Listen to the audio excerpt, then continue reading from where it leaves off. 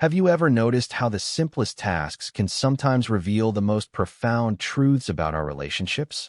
I want to share a story that might seem ordinary on the surface, moving a couch, but beneath that mundane exterior lies a tale about connection, distance, and how our physical spaces often mirror our emotional landscapes. This isn't just about furniture rearrangement. It's about those subtle moments when something shifts between two people, when the physical act of creating space together somehow changes the space between hearts. It all began on a Saturday morning in early autumn, the kind of day where the sunlight streams through windows at just the right angle, highlighting both the beauty and the flaws of a living space that had grown too familiar. I'd been living in my apartment for nearly 3 years, and like many relationships that reached that milestone, things had grown comfortable but predictable. The layout of my furniture hadn't changed since I first moved in, partly due to convenience, partly due to the daunting task of moving heavy items alone. My couch, a deep blue sectional that had witnessed countless movie nights, impromptu naps, and late-night conversations, had been pressed against the same wall since day one. This couch wasn't just any piece of furniture. It was my first adult purchase, chosen carefully after weeks of research and saving. It represented stability and permanence in a life that had previously been filled with hand-me-downs and temporary solutions. The fabric held memories, wine stains from celebration nights, tear marks from heartbreak evenings, and the subtle indentation on the left cushion where I habitually sat. But lately, I'd been feeling restless, like something needed to change.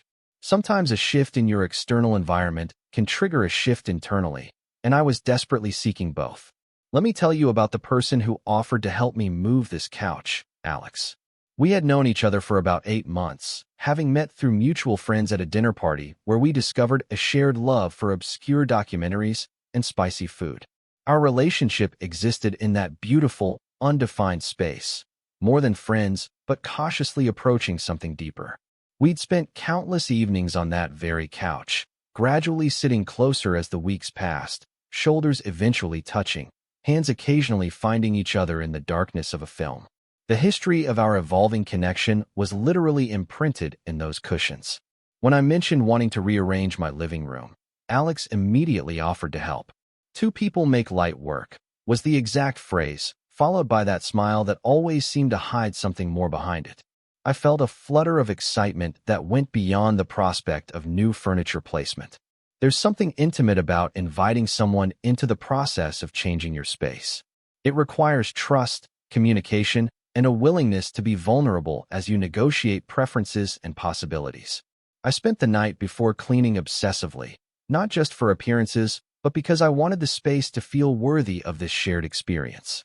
The morning Alex arrived, I was already moving smaller items, creating pathways for the larger furniture to travel. The doorbell rang, and there stood Alex, dressed in comfortable clothes, hair slightly tousled, holding 2 coffees and wearing an expression of determined enthusiasm, ready to transform this place. The question seemed to carry more weight than intended.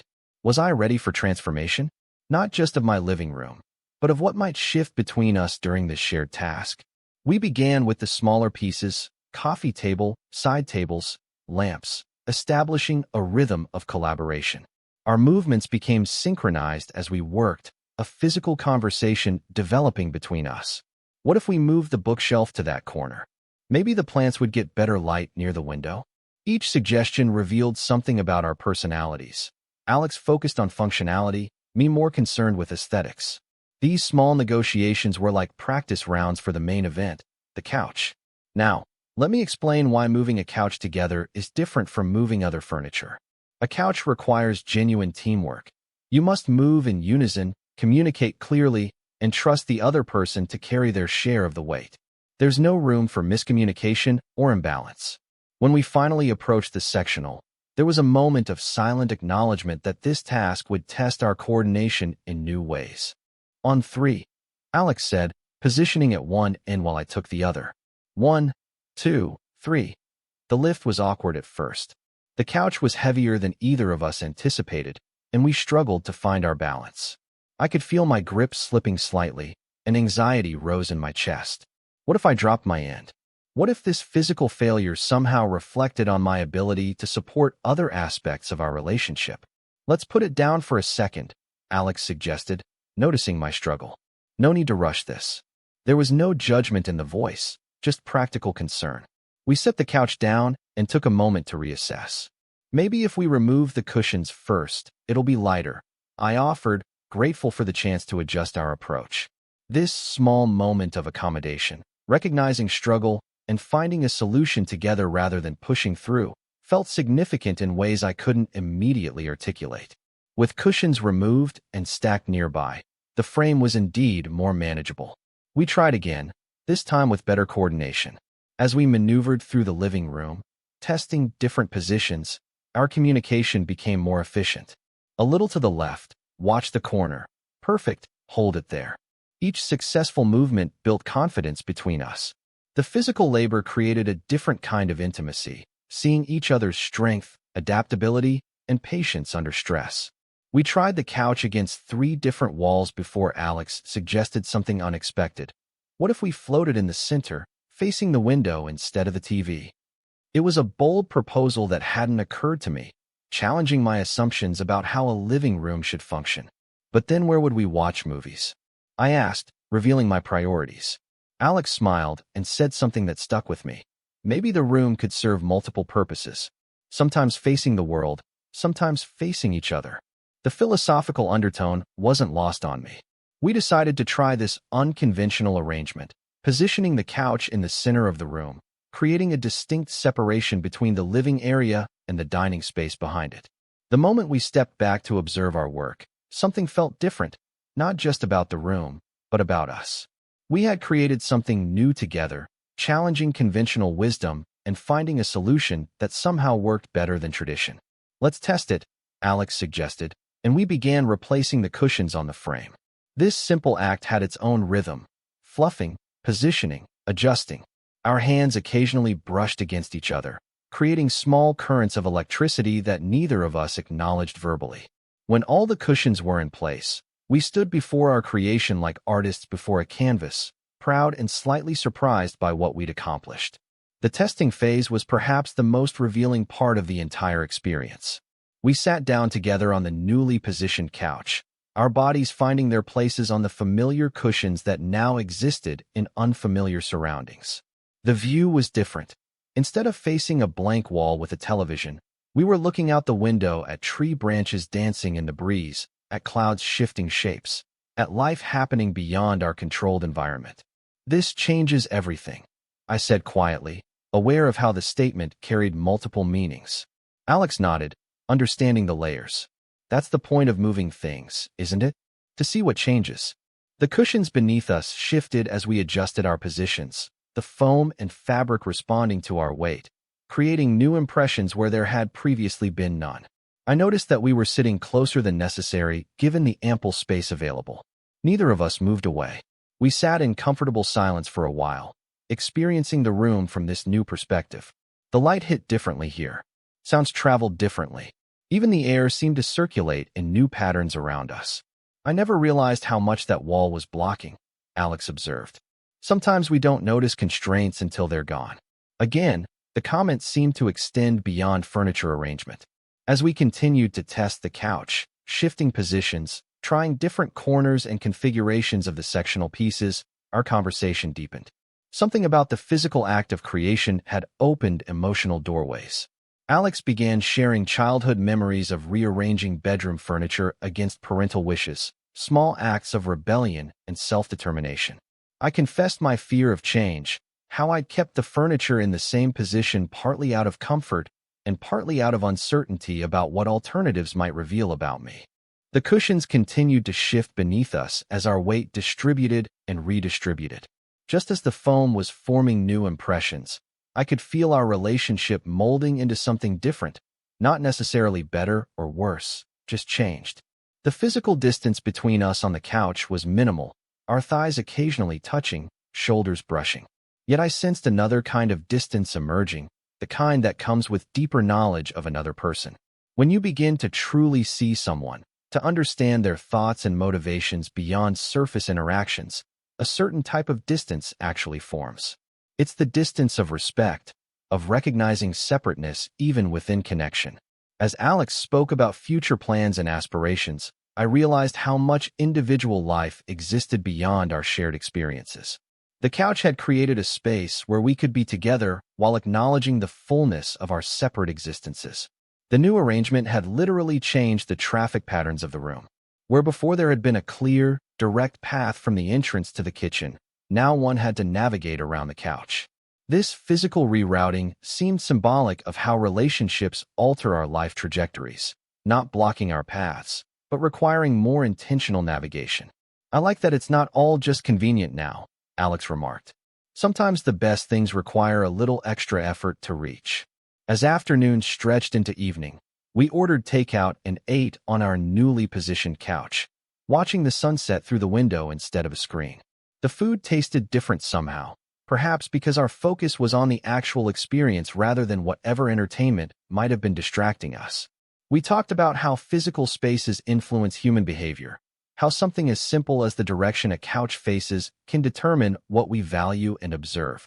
Do you think people are like furniture? Alex asked unexpectedly. How so? I responded, intrigued by the metaphor. Well, we all have our function, our place where we seem to fit. But sometimes we need to be moved around, seen from different angles, used in ways we didn't expect.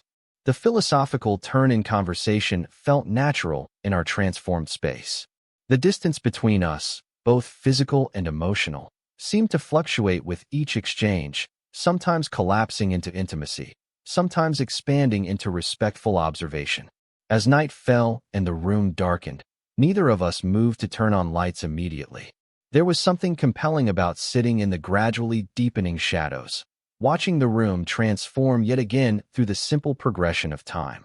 When Alex finally stood to switch on a lamp, the movement created a noticeable absence beside me. The cushion, released from weight, slowly expanded back to its original form, though the impression remained visible, a temporary record of presence. The light changed everything once more. Details that had merged in darkness now stood distinct again. I could see Alex's expression clearly, thoughtful, slightly tired from the day's exertion, but with an undercurrent of satisfaction. It's good, came the simple assessment of our work. Different, but good. I nodded in agreement, understanding that the statement encompassed more than furniture. When it came time for Alex to leave, there was a moment of uncertainty at the door. The day had shifted something between us, but neither was quite sure what the new configuration meant for future interactions.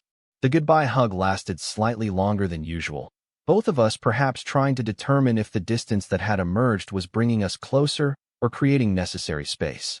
Text me when you've lived with it a few days, Alex said. Let me know if you want to move it back. The offer acknowledged possibility without expectation that what we'd created might not be permanent, that further adjustment might be needed. After the door closed, I returned to the living room alone. The space felt larger somehow, more open to possibility. The couch sat in its new position, cushions bearing the temporary impressions of our bodies, the fabric holding the warmth of shared conversation. I sat down again, this time alone, and experienced the room from this perspective. It was different being here by myself. The distance I'd sensed earlier took on new dimensions. Not just the space between two people, but the space within myself that had been reconfigured through this shared experience. In the days that followed, I noticed how the new arrangement affected my daily routines. I found myself pausing more often to look out the window, spending less time watching television. Friends who visited commented on the change immediately, some approving, others slightly disoriented by the unexpected layout. It changes the whole energy of the place, one observed. I couldn't disagree. The energy had shifted, both in the room and in me. Alex and I continued to see each other, our relationship evolving in ways that seemed somehow connected to that day of furniture moving. The distance between us would expand and contract depending on circumstances, but there remained a foundation of shared creation. We had built something together, not just a new room layout, but a new understanding of how we could occupy space together while honoring our separate journeys. Sometimes the most profound connections emerge from the simplest shared tasks. Moving a couch might seem mundane, but in that physical act of creation and transformation, we discovered truths about ourselves and each other that might have remained hidden in more conventional interactions. The cushions shifted, creating new impressions. The distance between us shifted too, not separating us, but allowing us to see each other more clearly across the space. When I run my hand across the couch now, I can feel how the fabric has adapted to its new environment. The cushions have settled differently, responding to new patterns of use and weight. Like any meaningful relationship, it has been transformed by experience, bearing the impressions of what has happened while still maintaining its essential function. The distance created, both in the room and between hearts, wasn't emptiness, but rather space filled with new possibility, new perspective, and the gentle understanding that sometimes we need to rearrange our lives to discover what matters most. Total _char_count, 13,517.